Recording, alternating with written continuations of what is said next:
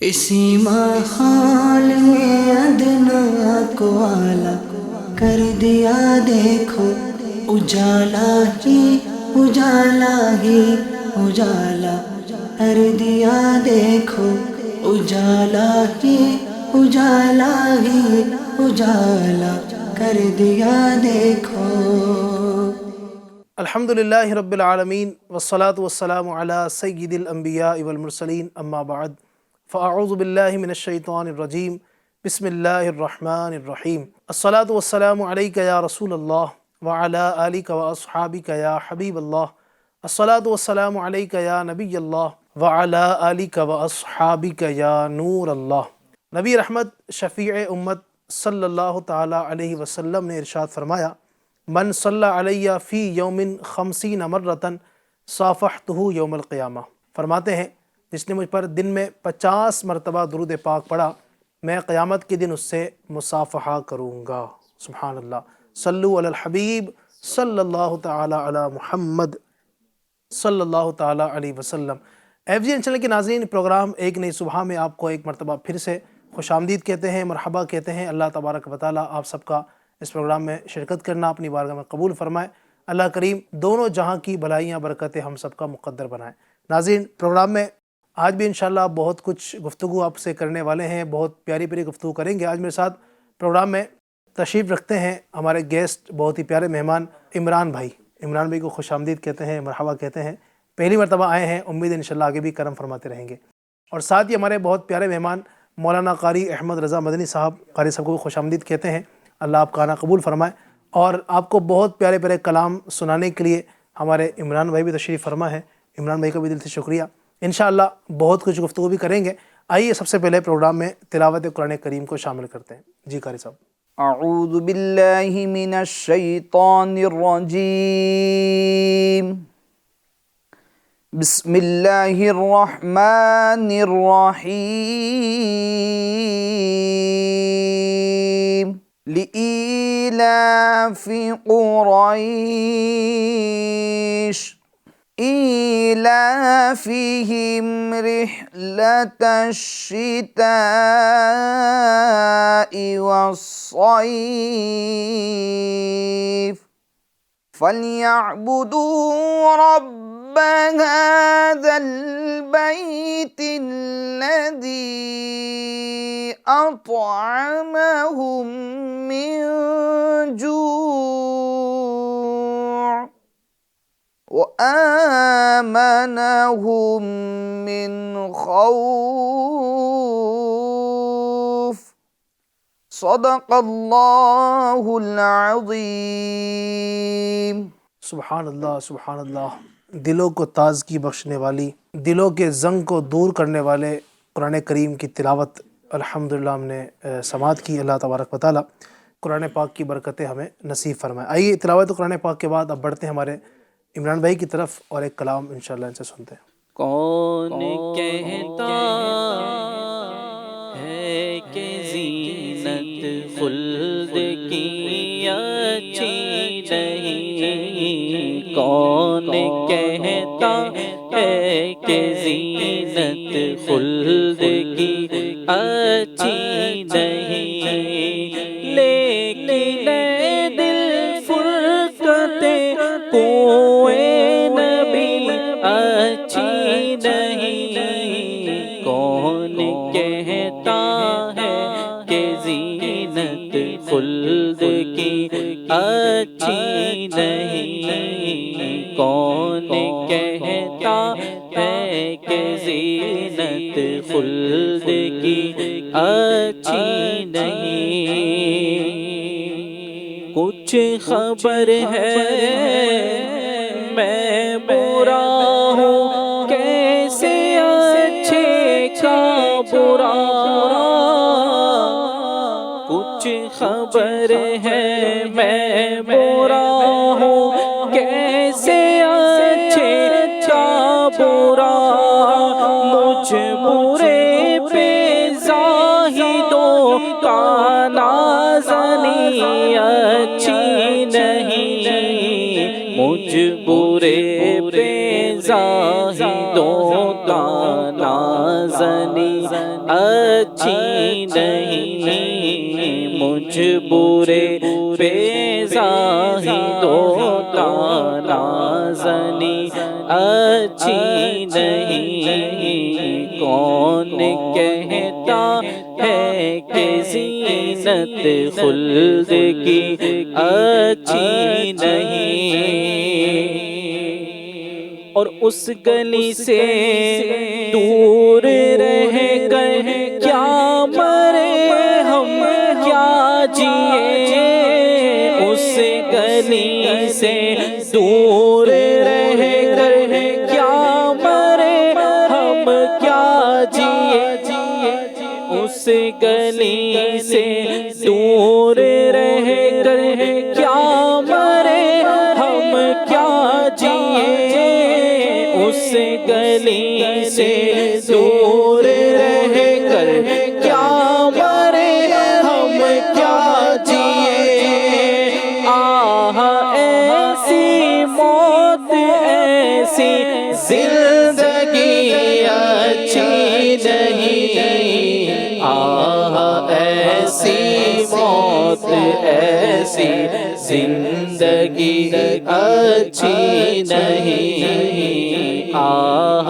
ایسی موت ایسی زندگی اچھی نہیں، کون کہتا ہے کہ زینت خلد کی اچھی نہیں، ان کے در کی بھیک چھوڑے سروری کے واسطے، ان کے در کی بھیک چھوڑے سروری کے واسطے، ان کے در کی بھیک اچھی سروری اچھی نہیں، ان کے در کی بھیک اچھی سروری اچھی نہیں، ان کے در کی بھیک اچھی سروری اچھی نہیں، کون کہتا ہے کہ زینت خلد کی اچھی نہیں، اور ان کے در پر موت آ جائے تو جی جاؤ حسن، ان کے در پر موت آ جائے تو جی جاؤ حسن، ان کے در سے دور رہ کر زندگی اچھی نہیں، ان کے در سے دور رہ کر زندگی اچھی نہیں، ان کے در سے دور رہ کر زندگی اچھی نہیں، کون کہتا ہے کہ زینت خلد کی اچھی نہیں، لیکن اے دل فرقت کوئے نبی اچھی نہیں، کون کہتا ہے کہ زینت خلد کی اچھی نہیں۔ سبحان اللہ سبحان اللہ سبحان اللہ، کیا شان ہے میرے آقا کے مدینے کی۔ اللہ تبارک و تعالیٰ مدینہ طیبہ کی بات اب بذوق حاضری اللہ ہمیں نصیب فرمائے۔ ناظرین، پروگرام ایک نئی صبح میں الحمدللہ ہم کسی ایک ٹاپک پر گفتگو کرتے ہیں، اور آج کا ہمارا ٹاپک بڑا اہم ہے، وہ ہے غور کریں۔ جی ہاں، یہ ٹاپک کا نام ہے غور کریں، سوچیں سمجھیں اور غور کریں۔ ناظرین، اللہ تبارک و تعالیٰ نے ظاہر ہے کہ ہمیں اشرف المخلوقات بنایا، انسان بنایا، اور انسان کو اللہ نے تمام مخلوقات میں ایک بڑا رتبہ عطا فرمایا، اور انسان کو اللہ تبارک و تعالیٰ نے سوچنے کے لیے ایک ذہن دیا۔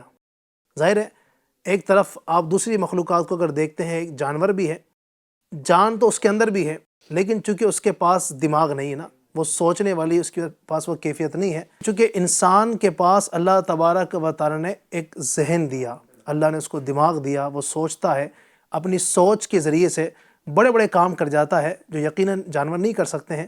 جانور کھاتے پیتے ہیں، بس ٹھیک ہے، ان کی زندگی گزر رہی ہے، لیکن انسان جو ہے وہ صرف اس طرح کھا پی کر اور سو کر یوں زندگی گزار کر دنیا سے چلا جائے تو یہ کوئی بڑی بات نہیں ہے. یہ کام تو جانور بھی کرتے ہیں.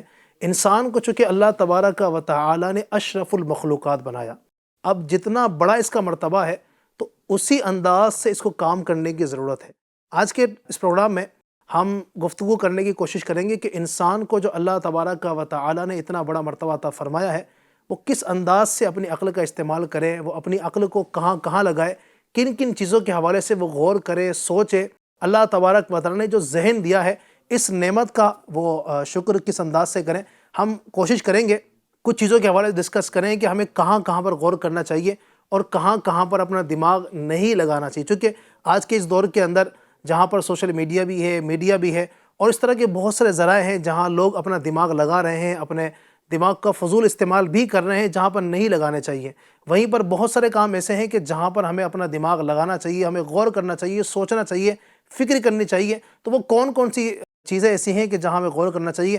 سب سے پہلے میں بڑھوں گا ہمارے قاری صاحب کی طرف اور چاہوں گا کہ پہلی چیز کوئی آپ کی طرف سے مل جائے کہ کہاں ہمیں غور کرنا چاہیے، کس چیز میں. بسم اللہ الرحمن الرحیم وصلی اللہ علی محمد صلی اللہ تعالی علیہ وسلم. ماشاء اللہ الکریم. علی بھائی، آج کا جو ٹاپک ہے وہ بڑا معلوماتی ٹاپک ہے اور ایک یونیک ٹاپک ہے. جی، غور کریں، یعنی انسان کہاں کہاں غور و فکر کر سکتا ہے، تدبر کر سکتا ہے، تفکر کر سکتا ہے. سب سے پہلے تو آپ کی بات جو تمہیدی بات ہے اسی پر میں تھوڑا اور حاشیہ لگاتے ہوئے اور تھوڑی اس پر گفتگو ایڈ کرتے ہوئے پھر ہم آگے بڑھتے ہیں. جیسا کہ آپ نے کہا کہ اللہ تعالیٰ نے انسان کو اشرف المخلوقات بنایا. ٹھیک ہے، لاکھوں کروڑوں مخلوقات میں انسان کو اللہ تعالیٰ نے ایک امتیازی خوبی اللہ تعالیٰ نے انسان کو عطا فرمائی. سب سے بڑی خوبی یہ ہے کہ اللہ تعالیٰ نے اسی انسان میں خلیفہ بنایا حضرت آدم علیہ السلام کو، کیونکہ آپ ابو البشر ہیں، انسانوں کے باپ ہیں. اللہ تعالیٰ نے انسان کو یہ بھی خوبی عطا فرمائی، یہ امتیازی وصف عطا فرمایا ہے. حضرت آدم علیہ السلام کو مسجود ملائکہ بنایا. ٹھیک ہے، تمام ملائکہ نے آپ علیہ السلام کو سجدہ کیا. پھر اللہ تعالیٰ نے انسان کو خوبصورت شکل و صورت میں بنایا. خود اللہ تعالیٰ قرآن مجید میں ارشاد فرماتا ہے لقد خلقنا الانسان فی احسن تقویم، کہ تحقیق کہ ہم نے انسان کو ایک اچھی صورت پر خوبصورتی کے ساتھ اس کو ہم نے پیدا فرمایا. اسی طریقے سے اللہ تعالیٰ نے جو ایک وصف جو انسان کے اندر رکھے، جیسا کہ جانور ہے وہ کھانے کے لیے جھکتا ہے، مگر انسان کھانے کے لیے جھکتا نہیں بلکہ خود وہ کھانے کو اٹھا کر اپنے منہ کی طرف لاتا ہے. یہ تو بہت سارے اوصاف ہیں.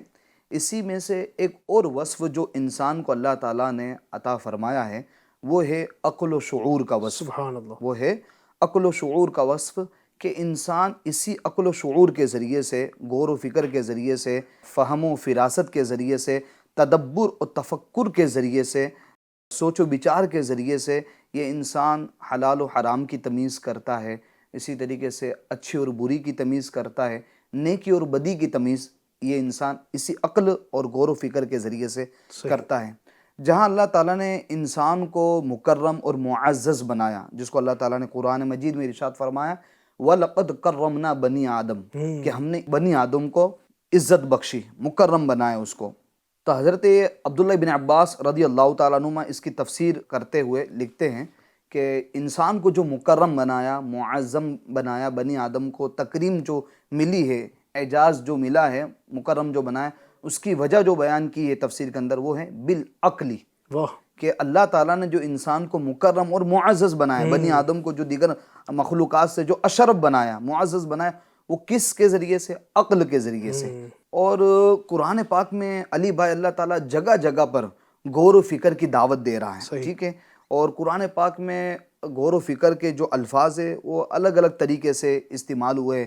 کہیں یعنی کہ فہم و فراست، کہیں تدبر، کہیں تفکر، جیسے لقوم یعقلون، کہیں لقوم یتفکرون، کہیں لقوم یفقہون، یعنی کہیں تفقہ کے ذریعے سے، کہیں تفکر کے ذریعے سے، کہیں عقل کے ذریعے سے، کہیں تدبر کے ذریعے سے انسان کو غور و فکر کرنے کی دعوت دی، کیونکہ انسان کے اندر اللہ تعالیٰ نے عقل و شعور رکھا ہے. اچھا اب انسان غور کرے تو کہاں کہاں غور کرے؟ تو سب سے پہلے انسان اگر دیکھے تو قرآن پاک میں غور و فکر کرے، اور خود اللہ تعالیٰ قرآن مجید میں ارشاد فرماتے کہ قرآن میں تدبر کرو، قرآن میں غور و فکر کرو، قرآن میں سوچو بچارو، ٹھیک ہے؟ اس قرآن کے اندر بہت کچھ ہے۔ اللہ تعالیٰ قرآن مجید میں ارشاد فرماتا ہے کتاب انزلناہ الیک مبارک لیدبروا آیاتہ ولیتذکر اولو الالباب، کہ یہ قرآن جو برکت والی کتاب ہے اے محبوب آپ پر اس لیے نازل فرمائی، اس لیے اتاری تاکہ لوگ اس کے اندر تدبر کریں، لیدبروا آیاتہ، تاکہ اس کی آیتوں میں تدبر کرے، غور و فکر کرے، سوچے، ولیتذکر اولو الالباب، اور ان آیتوں میں غور و فکر کر کے اور عقل مند اس کے اندر نصیحت حاصل کرے۔ صحیح۔ یعنی قرآن میں غور و فکر کرنے کا اللہ تعالیٰ جگہ جگہ پر اللہ تعالیٰ ارشاد بھی فرما رہا ہے۔ اور اگر ہم علی بھائی قرآن کے اندر دیکھیں تو یقین مانیں اللہ تعالیٰ کی اس کی محبت اور بڑھتی جائے گی، اور غور و فکر کرنے کے لیے بہت کچھ ہے قرآن کہہ رہا ہے۔ جیسا اللہ تعالیٰ قرآن مجید میں ارشاد فرماتا ہے کہ اگر ہم غور و فکر کرنا چاہے، قرآن کہہ رہا ہے کہ تم غور و فکر کرو، مخلوق کے اندر غور و فکر کرو، اللہ تعالیٰ نے جو کائنات کا نظام بنایا ہے اس کے اندر غور و فکر کرو۔ جیسا کہ اللہ تعالیٰ کائنات کے نظام کے اندر غور و فکر کرنے کے حوالے سے دعوت دیتا ہے، ان فی خلق السماوات والارض واختلاف اللیل والنہار، کہ بے شک اللہ تعالیٰ نے جو زمین و آسمان کی پیدائش میں، ٹھیک ہے، اسی طریقے سے واختلاف اللیل والنہار، یہ دن کے جانے اور رات کے آنے میں، ٹھیک ہے، یعنی رات دن کا یہ جو بدلاؤ ہے، ٹھیک ہے، اسی طریقے سے والفلک التی تجری فی البحر بما ینفع الناس، کہ وہ کشتی جو انسانوں کے نفع کے سامان کو لے کر چلتی ہے۔ اب آپ دیکھیں کشتی بھاری بھرکم چیز ہے، آپ اگر میں یعنی کہ ندی کے اندر یا سمندر کے اندر کوئی بھاری پتھر ہم ڈال دیں وہ ڈوب جائے گا، مگر اتنی بھاری بھرکم کشتی جو کئی انسانوں کے منافع کے سامان کو لاد کر چل رہی ہو، بلکہ اب تو کئی ٹنوں کی ہوتی ہے نا، کئی ٹنوں کی، یعنی کئی ٹنوں کی، یعنی کہ وہ کشتی جو سامان لاد کر چل رہی ہوتی، تو اس میں کیا ہے؟ تفکر ہے، غور و فکر کرو، ٹھیک ہے۔ اسی طریقے سے اللہ تعالیٰ مزید غور و فکر کی دعوت دیتا ہے کہ وما انزل اللہ من السماء من ماء فاحیا به الارض بعد موتها، اسی طریقے سے تم غور و فکر کرو کہ اللہ تعالیٰ نے سب کے چہرے ایک جیسے نہیں بنائے۔ ہاں ہاں، کیا بات، سب کے چہرے، ٹھیک ہے، آپ کے میرے جیسا کوئی بندہ جڑوا ملے گا نہیں، ٹھیک ہے، ایک جڑوا ہوتا ہے مگر اس میں بھی تھوڑی بہت یعنی کہ فرق ہوتا ہے کہ اچھا۔ اسی طریقے سے رنگوں کو آپ دیکھیں کہ اللہ تعالیٰ نے الگ الگ رنگ کے انسانوں کو بنایا ہے۔ اسی طریقے سے زبانوں کو دیکھ لیں، پتہ نہیں کتنی لاکھوں زبانیں دنیا کے اندر بولی جاتی ہیں، ٹھیک ہے، اتنی زبانیں سب کی مختلف ہیں۔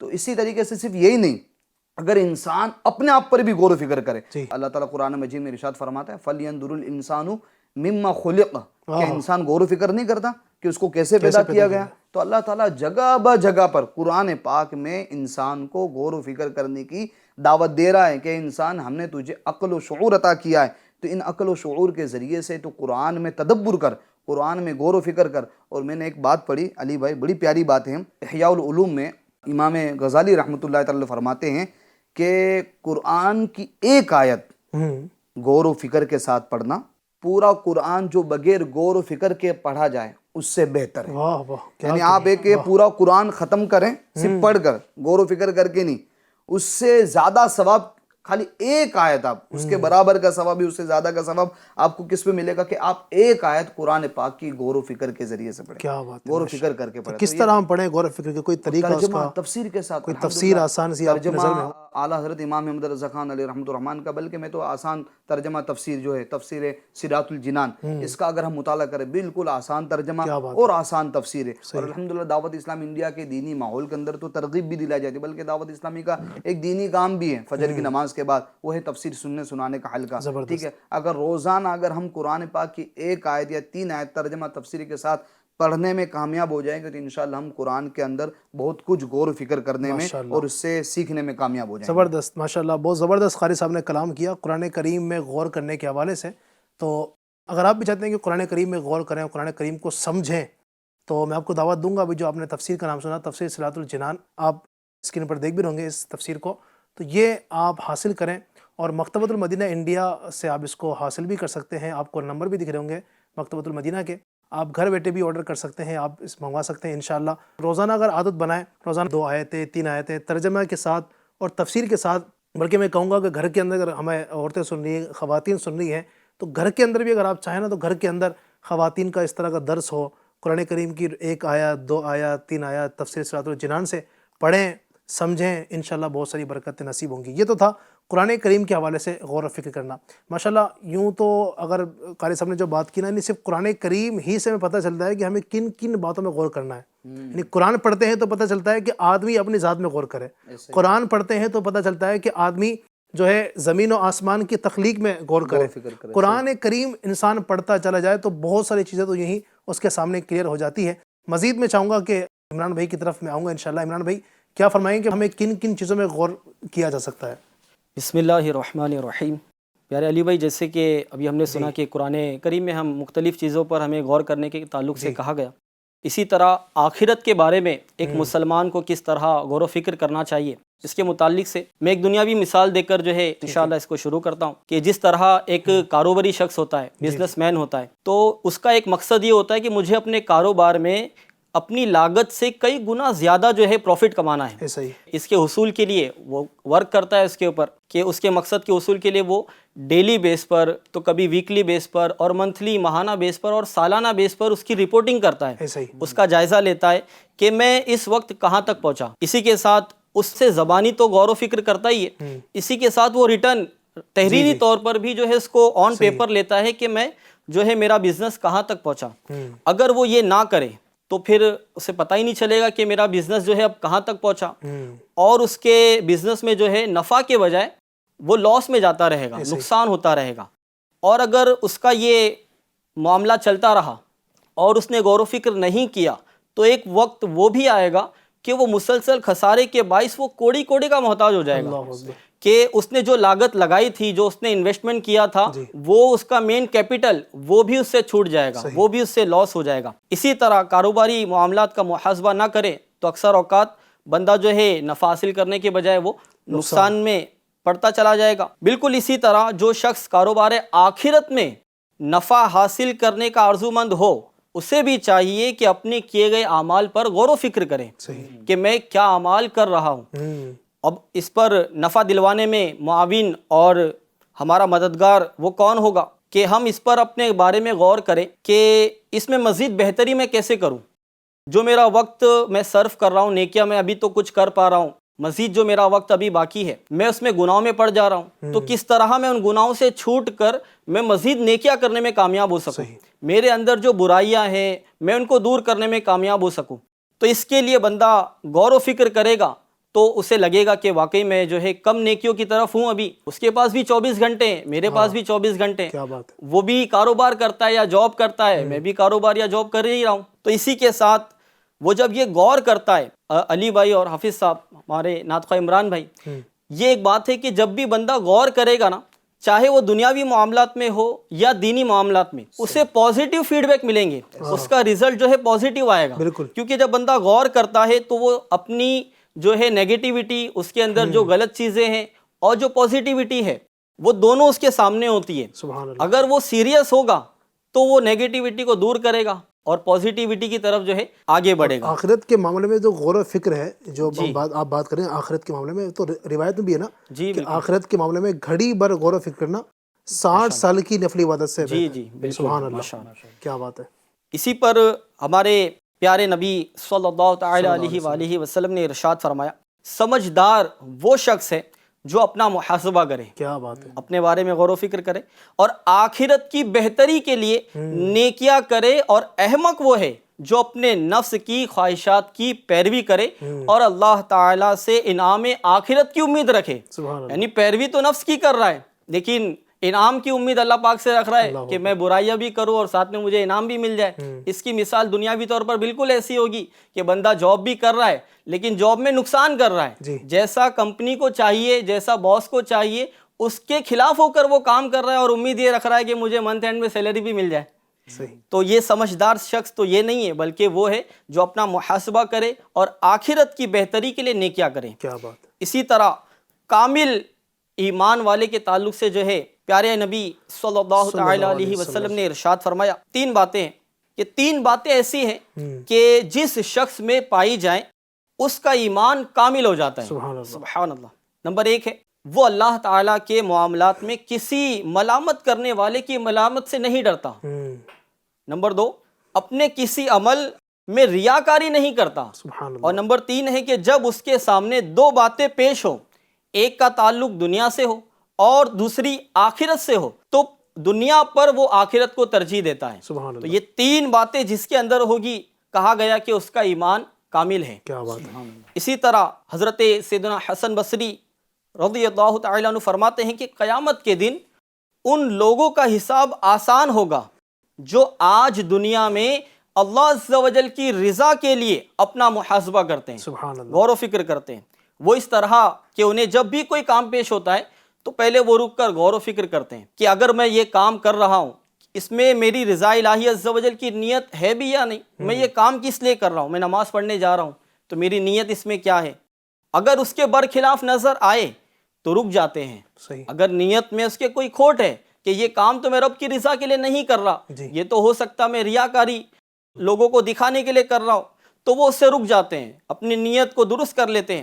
پھر فرمایا اور بروز قیامت ان لوگوں کا حساب کٹھن ہوگا جو آج دنیا میں عمل کرتے وقت غور و فکر نہیں کرتے، بلکہ جب بھی کوئی کام کرتے ہیں تو اس سے پہلے رکتے نہیں بلکہ فوراً کر ڈالتے ہیں. ایسے لوگ دیکھیں گے کہ اللہ تبارک و تعالی ان کا چھوٹے سے چھوٹا عمل شمار کرے گا. اسی طرح حضرت سیدنا فضیل بن عیاض رحمۃ اللہ تعالی علیہ نے بڑی پیاری بات فرمائی ہے غور کرنے کے تعلق سے. آپ فرماتے ہیں تفکر ایک ایسا شیشہ ہے، تفکر ایک ایسا شیشہ ہے جو تجھے تیری نیکیاں اور برائیاں دکھاتا ہے. سبحان کیا اللہ. بات ہے. غور و فکر کرنا یہ گویا کہ ایک ایسا شیشہ ہے جو تجھے تیری نیکیاں اور برائیاں دکھاتا ہے. صحیح. سبحان اللہ. اسی پر ہمارے بزرگان دین، ہمارے اولیاء کرام، ان کی زندگی کے معاملات میں یہ عبادتیں بھی کرتے، صحیح. خود اپنے لیے نیکیاں تو کرتے ہی، گناہوں سے بچتے بھی، لیکن ساتھ ہی ساتھ یہ امت کا بھی خیال رکھتے ہیں. سبحان اللہ. یہ چاہتے کہ پیارے محبوب صلی اللہ تعالیٰ علیہ وسلم کی امت بھی گناہوں سے بچے اور یہ بھی نیکیاں کرے، جو کہ الحمدللہ دعوت اسلامی کا بھی آج یہی نعرہ ہے کہ مجھے اپنی اور ساری دنیا کے لوگوں کی اصلاح کی کوشش کرنی ہے. تو ایک بزرگ کی آئیے ایک حکایت سنتے ہیں انشاءاللہ عز و جل. ایک بزرگ ہیں حضرت سیدنا حاتم اصم رحمۃ اللہ تعالیٰ علیہ. ایک شخص نے آپ رحمۃ اللہ تعالیٰ علیہ کو دعوت دی، کھانے کی دعوت دی. پہلے تو آپ نے منع فرمایا. عموماً اولیاء کرام یہ اپنے معمولات زندگی میں جو ہے عبادتوں کی طرف زیادہ ہوتے ہیں، تو کسی کی دعوت پر جانے میں ان کا ٹائم ایک اچھا خاصا صرف ہوتا ہے، تو آپ نے پہلے منع فرمایا. صحیح.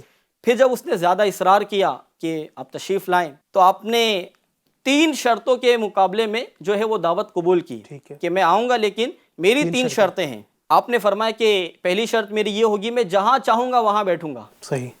دوسری شرط آپ نے فرمائی کہ جو چاہوں گا وہ کھاؤں گا. اور آپ نے تیسری شرط ارشاد فرمائی کہ جو میں کہوں گا وہ تمہیں کرنا پڑے گا. تو اس مالدار نے سوچا کہ شرطیں ایسے ہی ہوں گی، میں مالدار ہوں، جو حضرت بولیں گے وہ کر دوں گا پوری. تو اس نے تینوں شرطیں مان لی اور دعوت کا جو ہے اہتمام کر لیا. دعوت والے دن پرتکلف کھانے کا اہتمام کیا اور ایک ولی کی زیارت کے لیے جو ہے کثیر عوام بھی جو ہے اس دعوت میں آئی، لوگوں کو دعوت ملی تھی. تو وقت مقررہ پر جو ٹائم فکس کیا گیا تھا اس ٹائم پر حضرت بھی تشریف لے آئے. اور حیرانگی کی بات یہ علی بھائی کہ جہاں جوتے رکھے ہوئے تھے، چپلیں رکھی تھی، وہیں آ کر آپ تشریف فرما ہو گئے، وہیں بیٹھ گئے. اب جو میزبان تھا جس نے دعوت رکھی، میں نے ان کے لیے خاص دعوت رکھی ہے، ان کے لیے تو نمایاں نشست میں نے بنائی ہے، لیکن وہ خاموش رہا، کچھ بول نہ سکا کیونکہ پہلی شرط تھی کہ جہاں چاہوں گا وہاں بیٹھوں گا. اب وہ مجبور تھا. پھر اب کھانے کا سلسلہ شروع ہوا تو آپ رحمۃ اللہ تعالیٰ علیہ کھانے کے لیے جو ہے بیٹھے اور باقی لوگ بھی بیٹھے. پرتکلف کھانے کا اہتمام تھا، طرح طرح کی نعمتیں تھیں. لوگوں نے جو ہے کھانا شروع کیا اور نعمتوں سے لطف اندوز ہوئے. لیکن حضرت حاتم اصم رحمۃ اللہ تعالیٰ علیہ نے کیا کیا کہ اپنی جھولی میں سے ایک سوکھی روٹی کا ٹکڑا نکالا اور اس کو تناول فرمانے لگے. پھر میزبان حیران کہ حضرت کے لیے اتنا اہتمام کیا میں نے اور حضرت تو روٹی تناول فرما رہے، سوکھی روٹی وہ بھی. پھر خاموش ہو گیا کیونکہ شرط تھی، دوسری شرط تھی کہ جو چاہوں گا وہ کھاؤں گا. اس کے بعد جو ہے جب سب نے کھانا کھا لیا تو تیسری شرط کے مطابق جو ہے آپ نے ارشاد فرمایا کہ ایک انگیٹھی لاؤ، چولہا لاؤ، اور فرمایا توا بھی لاؤ. اور اس انگیٹھی کو جلایا گیا اور اس پر توا رکھا گیا. جب توا گرم ہو گیا تو آپ رحمۃ اللہ تعالیٰ علیہ نے ننگے پاؤں اس پر کھڑے ہو گئے اور غور کرتے ہوئے اپنا حساب دیا کہ آج کے کھانے میں میں نے سوکھی روٹی کا ٹکڑا کھایا ہے اب سارے لوگ حیران اور پریشان، اور یہ بول کر جو ہے آپ زمین پر تشریف لے آئے، اور لوگوں سے اب کہا، تیسری شرط تھی کہ جو میں کہوں گا وہ تمہیں کرنا ہوگا۔ تو آپ نے فرمایا کہ جس طرح میں نے توے پر کھڑے ہو کر آج کے کھانے کا حساب دیا ہے، آپ سب بھی اس پر کھڑے ہو کر آج کے کھانے کا حساب دیجئے۔ اللہ اکبر۔ سارے لوگ حیران، اور یک دم ایک آواز ہو کر بولے کہ حضور آپ تو ولی ہیں، یہ تو آپ کی کرامت تھی کہ آپ توے پر کھڑے ہو کر آپ نے جو ہے یہ انداز اختیار کیا اور آپ نے جو ہے اپنے کھانے کا حساب دیا، ہم تو یہ نہیں کر سکتے۔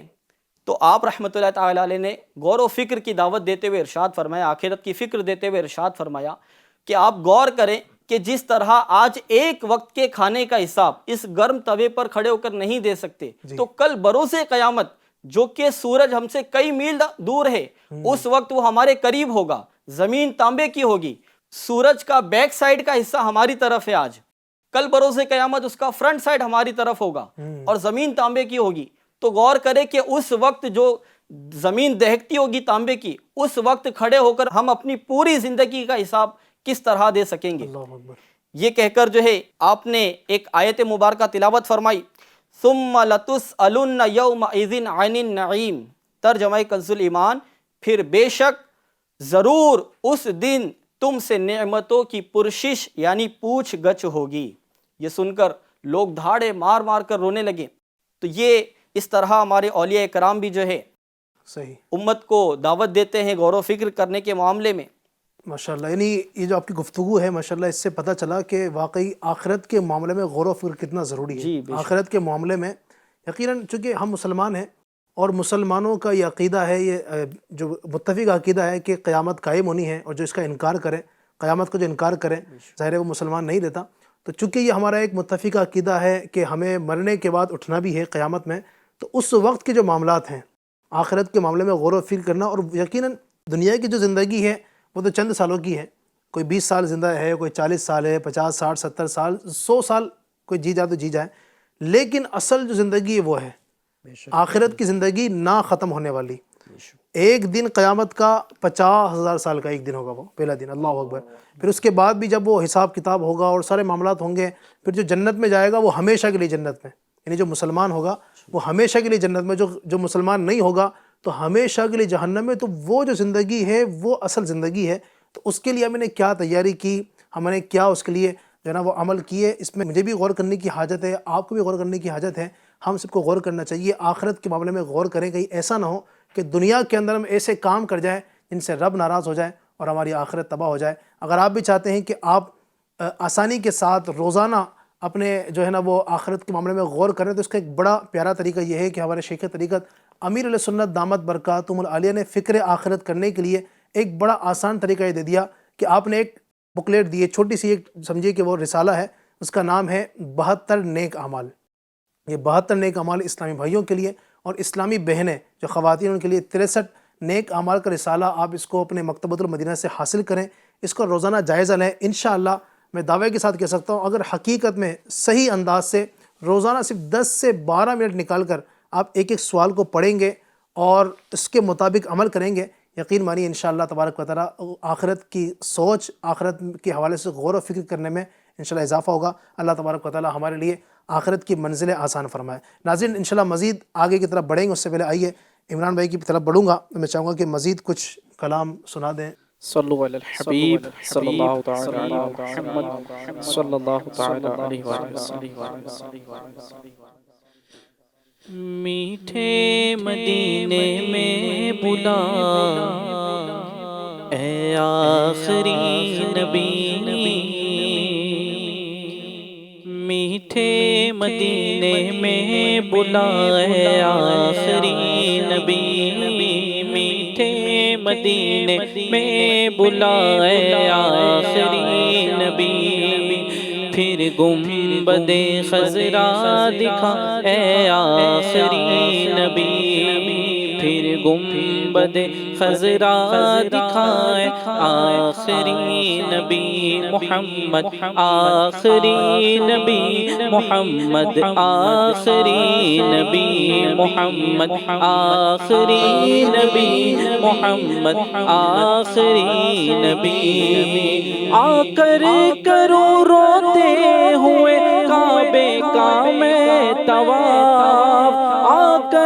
کروں روتے ہوئے کعبے کا میں طواف، مکے کے جلوے پھر دکھا اے آخری نبی، مکے کے جلوے پھر دکھا اے آخری نبی، محمد آخری نبی، محمد آخری نبی، محمد آخری نبی، محمد آخری نبی۔ رب کی عبادت کی مجھے توفیق چاہیے، رب کی عبادت کی مجھے توفیق چاہیے، فرمائیے حق سے دعا، فرمائیے حق سے دعا اے آخری نبی، فرمائیے حق سے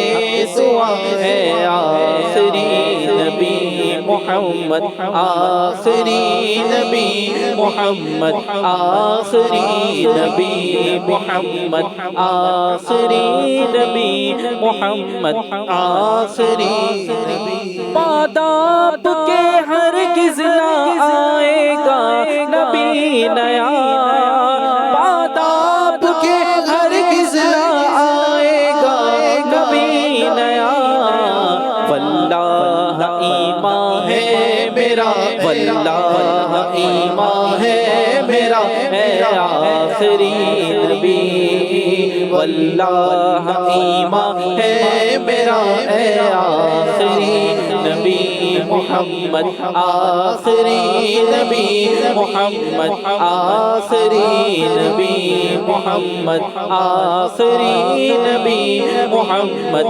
آخری نبی۔ اب وقت رحلت آ گیا عطار زار کا، اب وقت رحلت آ گیا عطار زار کا، جلوہ دکھا کلمہ پڑھا، جلوہ دکھا کلمہ پڑھا اے آخری نبی، جلوہ دکھا کلمہ پڑھا اے آخری نبی، محمد آخری نبی، محمد آخری نبی، محمد آخری نبی، محمد آخری نبی، میٹھے مدینے میں بلا اے آخری نبی، پھر گنبد خضرا دکھا اے آخری نبی۔ آمین، سبحان اللہ سبحان اللہ۔ ماشاء اللہ گفتگو چل رہی تھی ناظرین، ہماری ٹاپک ہمارا آج کا غور کریں، بہت چیزوں پر الحمدللہ ہم نے غور بھی کیا اور مزید بھی انشاءاللہ غور کی دعوت ہم دیں گے۔ اچھا رضا بھائی، چونکہ ہم انسانوں کے درمیان رہتے ہیں اور ہمارے تعلقات بھی ہوتے ہیں، ماں باپ ہیں، بھائی بہن ہیں، رشتہ دار ہیں، دیگر اعزہ اقربا ہیں، بیوی بچے ہوتے ہیں، پڑوسی ہیں یا دیگر عام مسلمان ہوتے ہیں ہمارے ساتھ وابستہ، تو مسلمانوں کے ساتھ رہنے کے حوالے سے، مسلمانوں کے ساتھ ہمارے جو تعلقات ہیں، یعنی جو سمجھے کہ حقوق العباد جسے ہم کہتے ہیں، تو اس حوالے سے آپ کیا کہتے ہیں کہ ہم بہت ساری چیزوں پر تو غور کر رہے ہوتے ہیں، لیکن مسلمانوں کے ساتھ ہمارے کیا تعلقات ہونے چاہیے، حقوق العباد کے حوالے سے آپ کیا دعوت غور دیں گے آپ ناظرین کو؟ بالکل ایسا ہی ہے، بڑا سینسیٹیو معاملہ ہے حقوق العباد کا، چونکہ بندے سے اس کے جو ذات سے متعلق جو حقوق ہے وہ دو طرح کے ہیں، ٹھیک ہے، ایک تو حق اللہ اور ایک حق العباد۔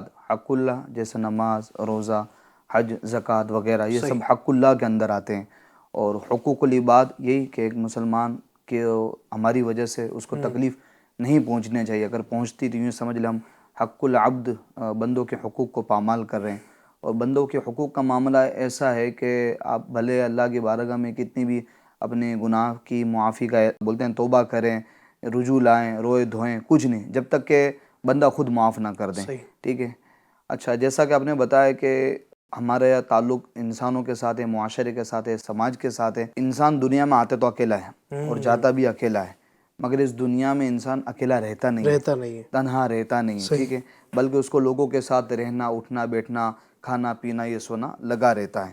اچھا، ہماری ذات سے کبھی انسان کو تکلیف بھی پہنچتی ہے، کبھی راحت بھی پہنچتی ہے، ٹھیک، اور کبھی کچھ بھی نہیں، نہ تکلیف پہنچتی نہ راحت پہنچتی. اگر ہماری جانب سے دوسرے مسلمان بھائیوں کو راحت پہنچتی ہے، اگر نیت اچھی ہے تو یہ ثواب کا کام ہے. صحیح. اور اگر ہماری وجہ سے کسی دوسرے مسلمان کو بلا وجہ شرعی تکلیف پہنچتی ہے تو بندہ یہ عذاب نار کا حقدار ہوگا. اب کچھ لوگ تو ایسے ہوتے ہیں علی بھائی جو واقعی میں بڑے محتاط ہوتے ہیں اور احساس ان کے اندر ہوتا ہے کہ ذرا بات بات پر یعنی کہ معافی مانگ رہے ہوتے ہیں، یار میری وجہ سے آپ کو تکلیف تو نہیں پہنچ گئی، ذرا سا یعنی کہ پاؤں لگ گیا، ہاتھ لگ گیا، کونی لگ گئی، یا پھر کچھ بھی ایسا ہو جاتا ہے تو فوراً بات بات پر یعنی کہ توبہ بھی کر رہے ہوتے ہیں، معافی بھی مانگ رہے ہوتے ہیں اور بول رہے تھے یار مجھے معاف کر دیں. مگر کچھ لوگ تو ایسا ہمارے معاشرے کے اندر ہوتے ہیں کہ ان کو ایسے غفلت کے اندر ہوتے ہیں کہ احساس تک ہی نہیں ہوتا کہ میری وجہ سے کسی مسلمان کو تکلیف پہنچ رہی ہے. دیکھیں تکلیف مسلمان کو پہنچانا یہ بڑا گناہ کا کام ہے اور جہنم میں لے جانے والا کام ہے. سرکار صلی اللہ علیہ وسلم کی حدیث پاک ہے من آدھا مسلمن فقد آدانی ومن آدانی فقد آد اللہ، یعنی جس نے کسی مسلمان کو ایذا دی، تکلیف پہنچائی، آقا فرماتے ہیں صلی اللہ علیہ وسلم تحقیق کہ اس نے مجھے تکلیف پہنچائی، اور جس نے مجھے تکلیف پہنچائی اس نے گویا اللہ تعالیٰ کو تکلیف پہنچائی. اور جو اللہ اور اس کے رسول کو ایذا دیتے ہیں، تکلیف پہنچاتے ہیں، ان کے بارے میں اللہ تعالیٰ ارشاد فرماتا ہے ان الذین یؤذون اللہ ورسولہ لعنہم اللہ فی الدنیا والآخرہ، بے شک وہ لوگ جو اللہ کو اور اس کے رسول کو ایذا پہنچاتے، تکلیف پہنچاتے، کیونکہ مسلمان کو تکلیف پہنچانا، وہ آقا کو تکلیف پہنچانا اور آقا علیہ الصلوۃ والسلام کو تکلیف پہنچانا، وہ اللہ تعالیٰ کو تکلیف پہنچانا، جیسا کہ ہم نے حدیث پاک میں سنا. اب قرآن کہہ رہا ہے جو اللہ اور اس کے رسول کو تکلیف پہنچاتے ہیں، ایذا پہنچاتے ہیں، اللہ فرماتا ہے لعنہم اللہ فی الدنیا والآخرہ، کہ اللہ تعالیٰ ان پر دنیا اور آخرت میں لعنت فرمائے گا. ٹھیک ہے. اور وَأَعَدَّ لَهُمْ عَذَابًا مُهِينًا، اور اللہ تعالیٰ نے ان کے لیے ذلت کا عذاب تیار کر رکھا ہے. اب اسی طریقے سے ہم پڑوسی، اب دیکھیں کوئی انسان تکلیف دے تو میں اس کے پاس سے اٹھ کے جا سکتا ہوں، یا اس سے ملنا بند کر سکتا ہوں، یا اس سے بات چیت کرنا بند کر سکتا ہوں، کیونکہ بھائی مجھے اس سے ملنے میں، اس سے بات چیت کرنے میں تکلیف ہو رہی. اب ہو ہمارا پڑوسی، اب میں اپنا گھر چھوڑ کے کہاں جاؤں گا بھائی؟ اب وہ تکلیف دینے پر تلا ہوا ہے، کون؟ پڑوسی. اب یا تو میں اس کی تکلیف کو برداشت کروں گا یا تو پھر میں گھر بدلوں گا، اور گھر بدلنا یہ بڑا مشکل ہوتا ہے، آسان تو ہی نہیں. حدیث پاک میں آتا ہے علی بھائی بڑی ڈرا دینے والی حدیث پاک ہے، آقا کریم صلی اللہ علیہ وسلم تاکید کے ساتھ فرماتے کہ وہ مسلمان نہیں، وہ مسلمان نہیں، وہ مسلمان نہیں. 3 مرتبہ آقا کریم صلی اللہ تعالی علیہ وسلم نے ارشاد فرمایا کہ وہ مسلمان نہیں، مسلمان نہیں، مسلمان نہیں. تو اس پر صحابہ کرام علیہم رضوان نے عرض کیا رسول اللہ کون ہے وہ جو مسلمان نہیں؟ آقا کریم صلی اللہ تعالی وسلم نے فرمایا جس کی برائی سے اس کا پڑوسی محفوظ نہ رہے، وہ مسلمان ہے. مسلمان نہیں یہاں پر مراد یہ حدیث پاک میں کہ وہ کامل مومن نہیں، مگر یہاں پر آقا کریم صلی اللہ علیہ وسلم نے دیکھیں کتنی بالکل تنبیہ فرمائی، تاکید کے ساتھ فرمایا کہ وہ مسلمان نہیں. تو ہمیں چاہیے کہ ہم پڑوسیوں کا بھی خیال رکھیں، رشتہ داروں کے حقوق کا بھی خیال رکھیں. ایسا نہیں کہ ہم پڑوسی کے اوپر اتنا ظلم ڈھا رہے ہو، خاص کر کے جو گھر کی عورتیں ہوتی ہیں، اب وہ اپنا گھر کا کچرا پڑوسی کے گھر کے آگے ڈال دینا، یا پھر اپنا گھر پانی سے صاف کر رہے، اب اتنا پانی بہائیں گی، اتنا پانی بہائیں گی کہ آگے اپنا گھر کا آگے تو سمجھو کیچڑ ہو ہی رہا ہے، پڑوسی کے گھر کے آگے بھی کیچڑ ہو جاتا ہے، جس سے پھر وہ راہ گزر جو ہوتے رستے سے گزرنے والے لوگ ہوتے ہیں ان کو بھی تکلیف ہو رہی ہوتی ہے. اچھا پھر وقت بے وقت کیل ٹھوکنا گھر کے اندر، اب رات کے 12-1 بجے ہو، اب آپ کیل ٹھوکے ڈرل مشین چلا رہے ہیں، پتہ نہیں کیا کیا کر رہے ہوتے ہیں، پھر بچے شور مچا رہے ہوتے ہیں آپ کے گھروں کے اندر. اب کوئی سمجھو فنکشن ہے، شادی ہے یا برتھ ڈے وغیرہ جو بھی ہے، اب اتنی زور زور سے یعنی کہ آپ انہیں گانے بجا رہے ہیں یا شور مچا رہے ہیں کہ جس سے پڑوسی کو تکلیف ہو رہی ہے. بلکہ گانے تو دور، اگر نعت پاک بھی اگر بجا رہا ہے اتنی زوردار آواز سے کہ پڑوسی کو تکلیف ہو رہی ہے تو یہ بھی جائز نہیں، اس کی بھی اجازت نہیں ہے. نعت بھی جو اتنی زور سے بجانا کہ پڑوسیوں کو تکلیف ہو. تو ہمیں اسلام یہ سارے حقوق دیتا ہے اور ان حقوق کا پابند ہونا ہمیں ضروری ہے، اور ہمیں اس معاملے میں بھی غور و فکر کرنا ہوگا. ٹھیک ہے کہ بھئی آیا ہماری وجہ سے پڑوسی کوئی تکلیف میں تو نہیں ہے، کہ ہماری وجہ سے لوگوں کو تکلیف تو نہیں پہنچ رہی ہے، یہ غور و فکر کرنا ہوگا. ٹھیک ہے، کہیں ایسا نہ ہو کہ ہمارے تکلیف پہنچانے کی وجہ سے اللہ اور اس کا رسول ناراض ہو جائے اور ہمارے لیے جہنم مقدر ہو جائے. الامان والحفیظ. اللہ اکبر، اللہ اکبر. اللہ تبارک و تعالیٰ ہمیں نصیب کرے کہ ہم اپنے متعلقین کے ساتھ اور لوگوں کے ساتھ اچھا سلوک کریں. ہم چاہتے یہ ہیں کہ لوگ میرے ساتھ اچھا برتاؤ کریں، لیکن ہمارا برتاؤ لوگوں کے ساتھ اچھا نہیں ہے تو یقیناً ہمارے ساتھ بھی پھر وہی ہوگا جو ہم لوگوں کے ساتھ کریں، کیونکہ وہ ہے نا کما تدین تدان، جیسا کرو گے ویسا ہی تمہارے ساتھ ہوگا. تو جیسا ہم لوگوں کے ساتھ کریں گے ہمارے ساتھ بھی آگے چل کر ویسا ہوگا. تو لوگوں کے ساتھ اچھا سلوک کریں گے انشاءاللہ ہمارے ساتھ بھی لوگ اچھا سلوک کریں گے. خیر گفتگو بہت ساری، میں آخری پوائنٹ کی طرف میں بڑھوں گا، ہمارے عمران بھائی سے لوں گا. عمران بھائی، چونکہ لوگ جو دنیا میں رہتے ہیں ہمارے، وہ ایک طبقہ ہے جو تجارت کرتا ہے، تجارت نہیں کرتا تو جاب کرتا ہے. یہی ظاہر 2 ہی صورتیں ہوتی ہیں نا کہ یا تو جاب کرتے ہیں یا تجارت کرتے ہیں، یعنی بزنس کرتے ہیں.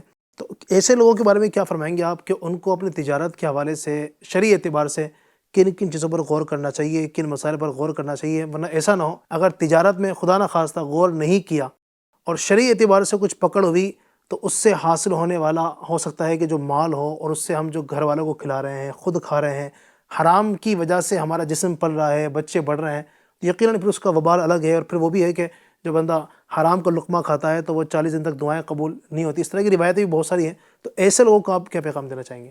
تجارت جو ہے اس کی بڑی برکتیں ہیں صحیح. اور یہ سنت بھی ہے، اور یہاں تک کہ کہا گیا کہ برکت کے 10 حصے ہیں اور اس میں سے 9 حصے تجارت میں ہیں.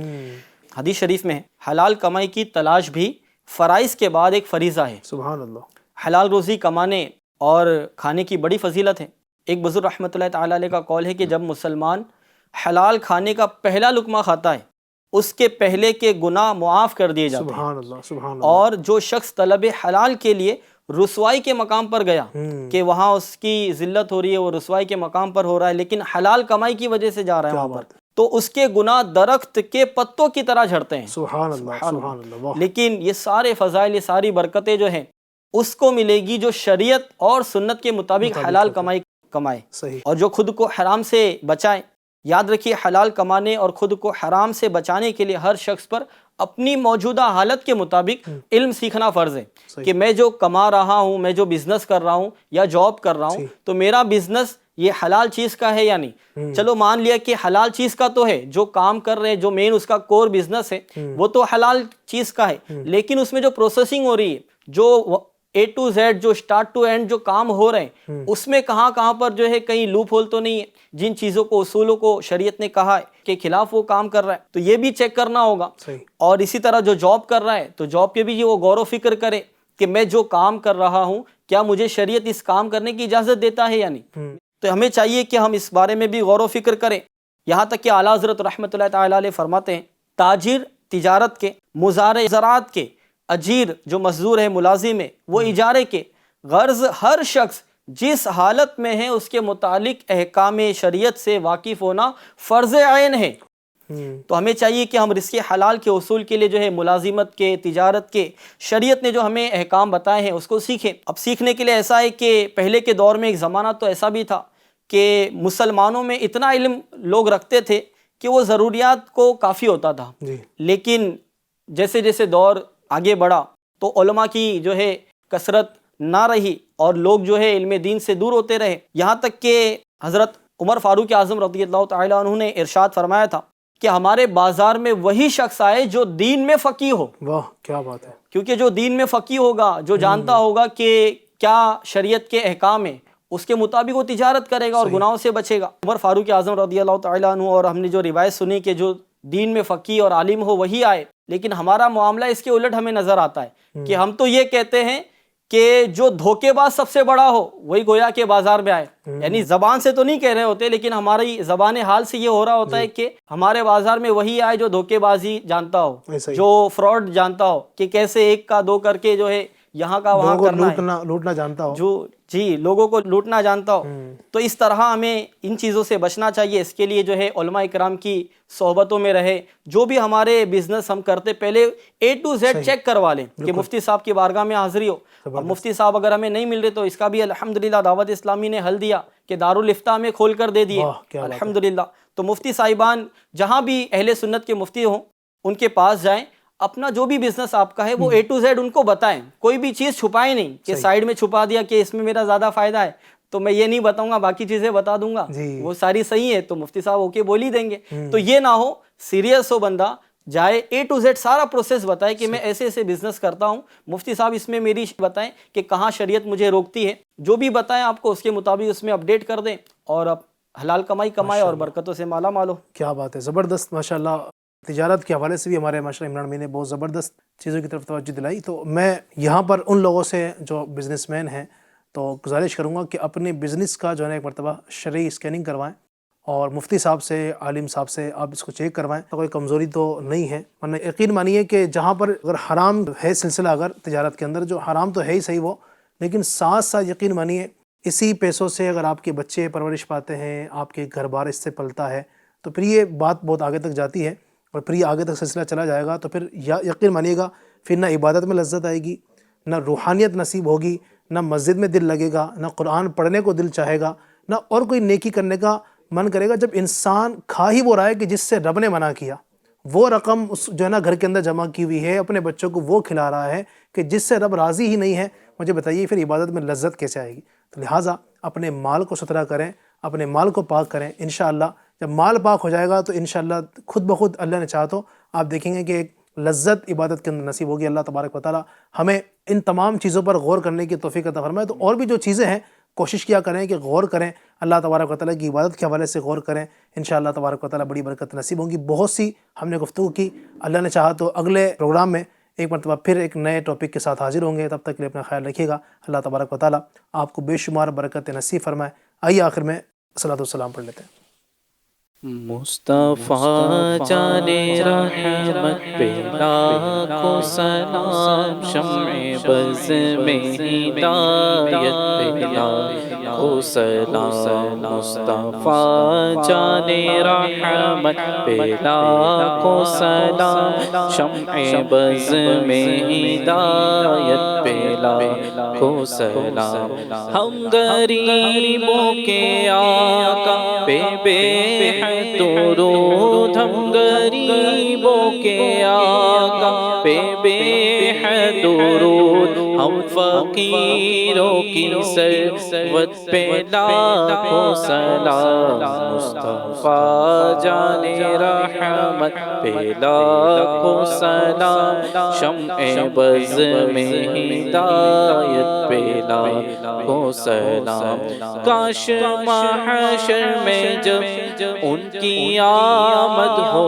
اور کاش محشر میں جب ان کی آمد ہو، اور بھیجے سب ان کی شوکت پہ لاکھوں سلام، مصطفیٰ جانے رحمت پہ لاکھوں سلام، شمع بز میں ہدایت پہ لاکھوں سلام، مجھ سے خدمت کے قدسی کہے ہر رضا، مجھ سے خدمت کے قدسی کہے ہر رضا، مصطفیٰ جانے رحمت پہ لاکھوں سلام، مصطفیٰ جانے رحمت پہ لاکھوں سلام، شمع بز میں ہدایت پہ لاکھوں سلام۔ الصلاۃ والسلام علیک یا رسول اللہ وعلی آلک واصحابک یا حبیب اللہ۔ الحمدللہ رب العالمین والصلاۃ والسلام علی سید المرسلین۔ اللہم ربنا آتنا فی الدنیا حسنۃ وفی الآخرۃ حسنۃ وقنا عذاب النار۔ یا اللہ پاک ہماری، ہمارے ماں باپ کی اور ساری امت کی مغفرت فرما۔ اے اللہ پاک عز و جل ہمارے تمام صغیرہ کبیرہ گناہوں کو معاف فرما۔ اپنے فضل و کرم سے اے اللہ ہم سب کی بے حساب مغفرت فرما۔ یا اللہ دنیا جہاں میں جہاں کے مسلمان بیمار ہیں، پریشان حال ہیں، تنگ دست و بے روزگار ہیں، کی بیماریاں پریشانیاں اپنے حبیب کے صدقے دور فرما۔ سب پر یا اللہ اپنا فضل عظیم فرما۔ اے رب کریم عز و جل بار بار پیارا پیارا مکہ، میٹھا میٹھا مدینہ دکھا، کہتے رہتے ہیں دعا کے واسطے بندے تیرے، کر دے پوری آرزو ہر بے کس و مجبور کی۔ مجلس کے اختتام کی دعا پڑھ لیجئے۔ سبحانک اللہم وبحمدک لا الہ الا انت استغفرک واتوب الیک۔ سبحانک اللہم وبحمدک لا الہ الا انت استغفرک واتوب الیک۔ سبحانک اللہم وبحمدک لا الہ الا انت استغفرک واتوب الیک۔ صلوا علی الحبیب صلی اللہ تعالی علی محمد برحمتک یا ارحم الراحمین۔ اسی ماحول میں ادنا کو اعلیٰ کر دیا دیکھو، اجالا ہی اجالا ہی اجالا کر دیا دیکھو، اجالا ہی اجالا ہی اجالا کر دیا دیکھو۔